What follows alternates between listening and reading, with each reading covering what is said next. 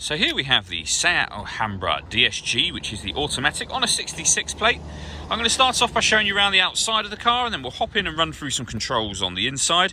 But from the outside, you can see it's a 5-door car. Those side doors are sliding, and they are electrically sliding, so you can actually do that off of the remote, as you've just seen me do there. We'll start off inside the boot of the car, and then work our way around the rest of it from there. So as you've already seen, the side sliding doors are electric. The tailgate is also electric on this car. You have a button just on the side of the key here. Give that a push, and that will now open up for us. As we approach the back of the car, you can see we have reversing sensors. This car's also got a reversing camera. Currently, all 7 seats are in place. So this is the amount of boot space you have as a 7-seater. Let me show what it's like with the 2 rear ones folded down. As you can see, you get loads of space when you fold those rear ones down. The 3 what are now rear seats will also fold flat too, should you wish to increase that space even further. Okay, so we're just going to work our way back round to the front of the car, and then we'll hop in and run through some controls on the inside. But now that we've done a full circle of it, you can see it's in excellent condition the whole way round. Just briefly before we climb in, I think it's while we're seeing the interior from this exterior point of view, there's plenty to run through on the dashboard, so let's hop in and we'll do that now. Okay, now that we're inside the car, we're going to start with the dials. On the left-hand side, we have the rev counter, and on the right-hand side, the speedometer and fuel gauge.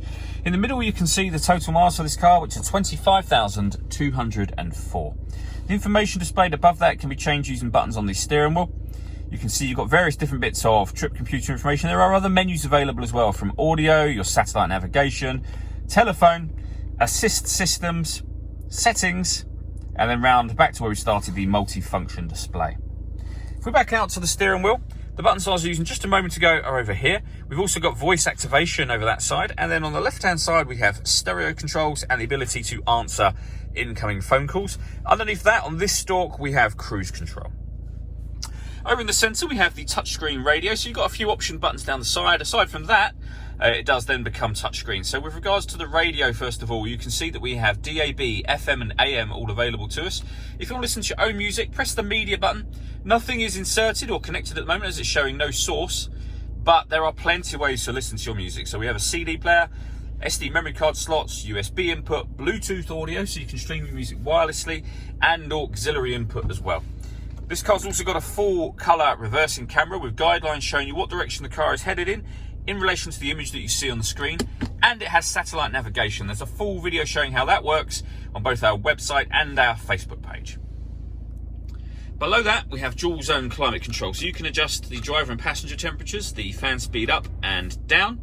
You can determine what direction you'd like the air to be distributed in just here, and then when you're happy with those settings, that button turns the air conditioning on and off again. Or you can hit auto, and the car will now maintain those temperatures by taking control of the fan speed for you, and it overtakes or overrides the direction of the air as well.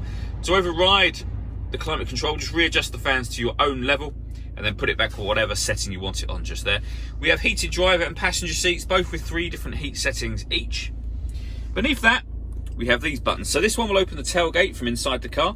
This one will open the passenger door from inside the car and the driver's door. We can set the tyre pressures, turn off the parking sensors. We can turn off the stop and start. This car is designed to cut out when it's stationary in traffic to save you fuel. I'll just turn that system off. We can turn off the traction control as well.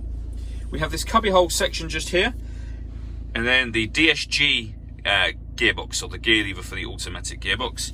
And then lastly, we have an electronic handbrake with auto hold function. The last thing I wanted to talk about is the electronic panoramic glass sunroof. So you can see at the moment that the sunblind is closed. There's a button just up here. If we give that a push, the sunblind will now open electronically all the way to the back of the middle row of seats. You can leave it like that. Obviously that lets in a huge amount of extra light, but if you wish to, this front section will actually open as a sunroof, and you can do that by twisting this dial just here. And there's various different levels in which you can twist it. You can close it, or you can open it all the way up so that it opens above that rear section of glass, and you can see now you've got a massive sunroof area just there as well. All that leaves me to say is thank you for taking the time to watch this video.